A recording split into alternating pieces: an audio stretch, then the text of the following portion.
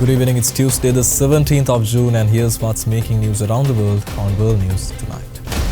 Tense exchange. Hostilities between Iran and Israel continue to surge with no end in sight.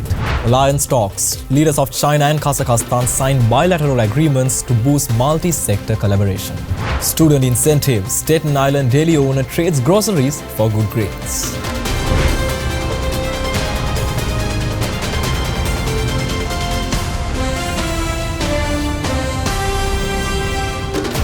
From Colombo, this is World News Tonight with Vinuth Wanasuriya.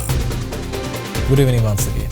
An Israeli airstrike targeted Iran's state broadcaster amid escalating tensions while the UN nuclear watchdog reported significant damage to Iran's largest uranium enrichment facility. Tehran urged the US to intervene and push for a ceasefire in the ongoing aerial conflict. Sources say Iran has sent messages through Gulf states to urge US President Donald Trump to pressure Israel to a ceasefire. In return, Tehran says it would show flexibility in nuclear negotiations with the US. It's the latest in the deadliest conflict between longtime enemies Israel and Iran, which have been attacking each other for 5 straight days. On Monday, Israel escalated strikes on a number of targets. They include Iran's state broadcaster. A live broadcast was interrupted by a missile, and a news anchor had to flee the studio. Israel claimed the building was serving as a communications center for Iran's military. Before dawn the same day, Iranian missiles had struck Tel Aviv and Haifa, killing several people. Israel launched its air war with a surprise attack last Friday, killing top Iranian military commanders and nuclear scientists. Its airstrikes have also put at least 2 of Iran's 3 operating uranium enrichment plants out of action. Israel has said its goal is to eliminate Tehran's ability to develop a nuclear weapon. Iran has denied it had plans to build one. Elsewhere on Monday, US President Donald Trump told reporters he was leaving the G7 summit early to return to Washington Monday night, citing the situation in the Middle East. Fox News reported he would convene his National Security Council. Trump has consistently said the Israeli assault could end quickly if Iran agreed to US demands that it accept strict curbs on its nuclear program. In a social media post Monday, Trump reiterated that Iran should have signed a nuclear deal with the United States, and he also urged everyone in Tehran to immediately evacuate. Indian Prime Minister Narendra Modi met the Cypriot president in Nicosia yesterday before arriving at the G7 summit, advancing trade ties and discussing the India-Middle East-Europe corridor. Well, the visit comes amid rising Middle East tensions and Cyprus's upcoming EU presidency in 2026. During the official visit to Cyprus, Modi emphasized India's intent to finalize a free trade agreement with the European Union by the end of this year. Both leaders highlighted the potential for expanding economic cooperation, with Cyprus positioned as a strategic gateway to Europe due to its geographic location and transshipment facilities. Modi and Christodoulides discussed the ambitious India-Middle East-Europe corridor, a multimodal trade route combining sea and rail connectivity. Modi expressed optimism that this corridor would not only boost trade but also contribute to regional peace and prosperity amid escalating conflicts in the Middle East. In addition to economic topics, the leaders addressed tourism challenges, including the recent attack on tourists in India's Jammu and Kashmir region. Christodoulides honored Modi with the Grand Collar of the Order of Makarios III, recognizing the strengthening partnership between India and Cyprus ahead of Cyprus's EU presidency starting in early 2026. In Astana, Chinese President Xi Jinping and Kazakh President Kassym-Jomart Tokayev held high-level talks aimed at deepening cooperation.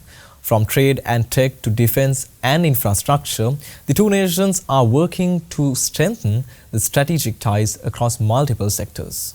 During yesterday's meeting in Kazakhstan's capital, President Xi Jinping and Kassym-Jomart Tokayev emphasized a shared commitment to multilateralism and regional development. The talks resulted in several agreements focused on expanding trade, investment, customs procedures, and tourism, signaling a new chapter in China-Kazakhstan relations. President Xi urged both sides to accelerate cross-border infrastructure, including new railway projects and upgraded port facilities. These efforts are seen as critical links in China's broader Belt and Road Initiative, with Kazakhstan playing a central role in connecting China to Europe and Central Asia. On security, she called for enhanced law enforcement and defense cooperation, stressing the importance of working together to counter terrorism, separatism, and extremism. The two countries aim to build a more stable and secure regional environment, aligning their national security priorities amid rising global tensions. Russian Security Council Secretary Sergei Shoigu met North Korean leader Kim Jong-un for a second time just this month amid ongoing military cooperation. The talks comes as North Korea's support for Russia in Ukraine continues to draw global scrutiny. Shoigu's visit to Pyongyang today marks the third meeting with Kim Jong-un this year following visits on March 21st and June 4th. While the Russian Security Council has not disclosed details of their discussions, the frequency of these high-level contacts signals deepening ties between the two countries.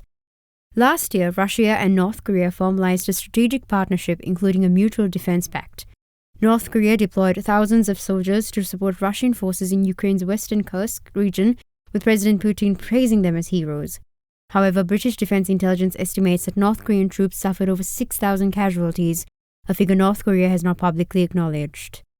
The United States and South Korea accused North Korea of supplying Russia with ballistic missiles, anti-tank rockets, and millions of rounds of ammunition. Let's go in for a short commercial break. More world news coming right after this.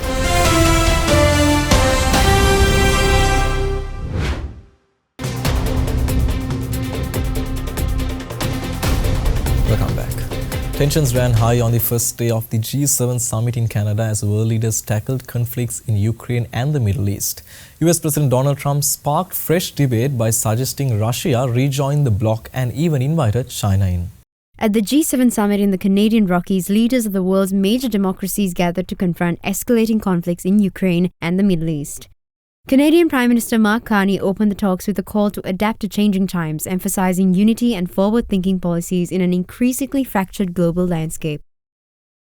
US President Donald Trump, speaking candidly on the sidelines of the summit, said he believed removing Russia from the former G8 was a mistake and suggested that China could have a place in future discussions. Trump clarified that there were ongoing trade discussions and reiterated his administration's strong relationship with the UK. South Korean president, on his first official foreign trip since taking office, joined the summit with a focus on strengthening diplomatic ties. His team is coordinating bilateral meetings with key leaders while also exploring trilateral discussions with the US and Japan. Trade, defense contributions, and economic cooperation remain top priorities for Seoul's new administration. Devastation grips Nigeria's Benue state after a brutal weekend attack left at least 100 dead. In the Yelwata communities, survivors mourn loved ones and search for food as rising violence between farmers and herders deepens a long-running crisis in the region. The recent attack in Nigeria's Benue state is the latest in a series of violent clashes that have plagued the region for years. Rivalries over land use, intensified by climate change and shifting migration patterns, have worsened tensions between different ethnic groups, resulting in repeated cycles of retaliation and insecurity.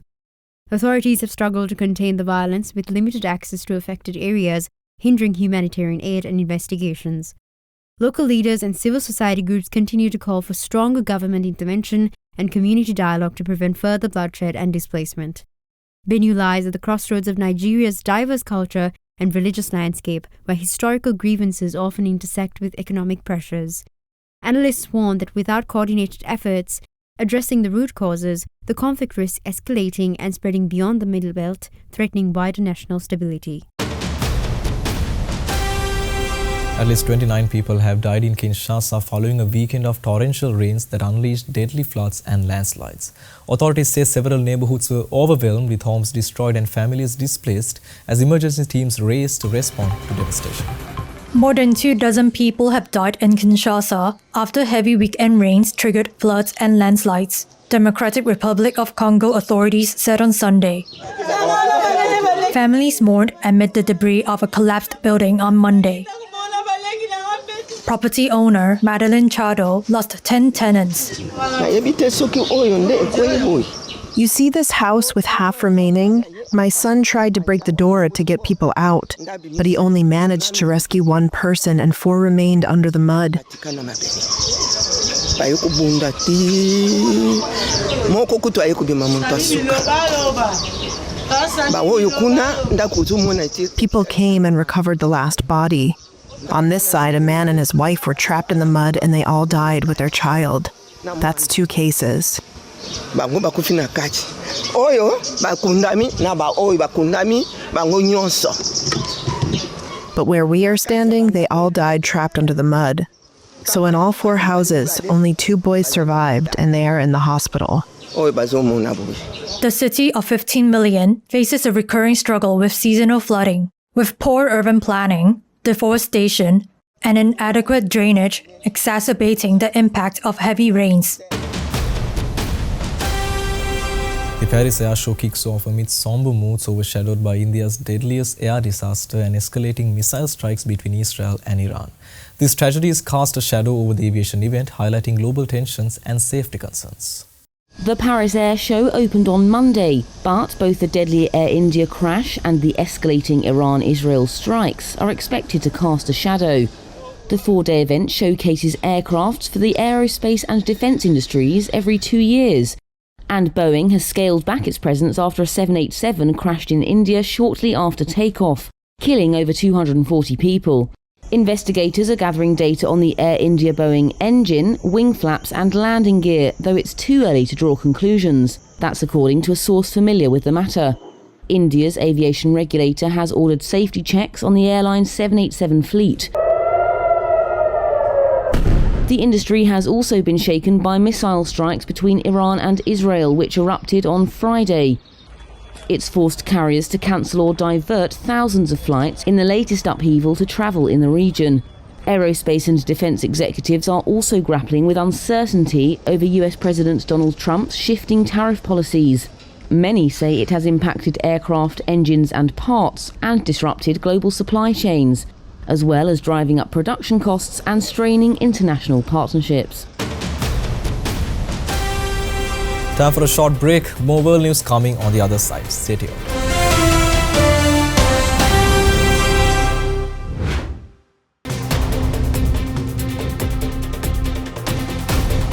Welcome back.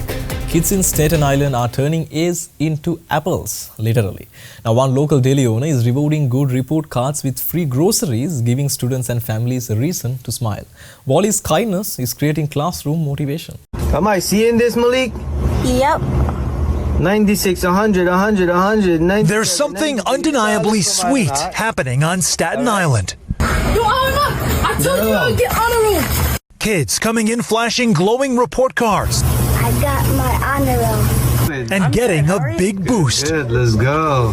From the man who owns the corner deli, Wael Wali Al-Selwi, doling out groceries for good grades, all starting in 2023 with a 6th grader Zamir, who was trying to make honor roll. An idea was born. Wally, a father of 3 whose children are living in Yemen, was initially paying out of his own pocket, but as word of mouth spread, his brother started a GoFundMe to help more high achievers. At first, he said it was mainly chips and sodas, but that gradually changed to all kinds of groceries that families need. The program, now formally Grades for Grabs, giving kids a reason to believe in themselves. If I'm able to change kids' lives, it's my mission to just keep going. Taming tangled hair can be a daily challenge for some dads, but one California father is stepping up to help. With simple, heartfelt YouTube tutorials, he is guiding fellow dads through the basics of braids, buns, and bonding with their daughters. 40-year-old Strider Patton of Half Moon Bay, California, loves being a hands-on dad. Let's get here. He picks out the sweaters, ready, helps with the shoes, zips the backpack. But when it comes to hair, he was in over his head. My wife needed to get out to work in the morning for her children's theater she has in the city. And so I was with my daughter, and it was so much harder than I thought.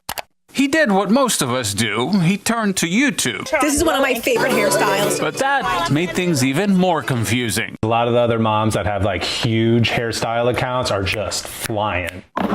So he started making his own. Slow and simple. As today we are doing the lace braid. For dads like him. Bust out that rat tail comb, fellas. He wasn't trying to go viral. He just wanted his 5-year-old daughter Imogen to be proud. People would come up to my daughter and say, "Oh, I love your hair. Did your mommy braid it?" She said, "No, dad braids." First off, this is a wet brush. The name stuck. Now, dad braids is more than just a hobby. It's a movement with over 350,000 followers worldwide. Daniel Hong is a fitness trainer from Vancouver, Washington, and a father to 3-year-old Olivia. He's one of the many who found dad braids and discovered it's not really about hair. Get that hair tie ready. As for Strider, he's racked up tens of millions of views. But the only review that really matters is the one from his co-star. Who braids better, mom or dad? You can tell me a secret. Picking up a brush and untangling what it means to be a better dad. And with that, we come to the end of today's edition of World News Tonight. With the hopes of seeing you again, I'm Vinuth Varnasuriya, and we leave you tonight with the visuals of Britain's royal family arriving for order of Gata ceremony in Windsor. Also, don't forget to send us your feedback at feedback.ad24english@derana.lk or via WhatsApp at 07680579933.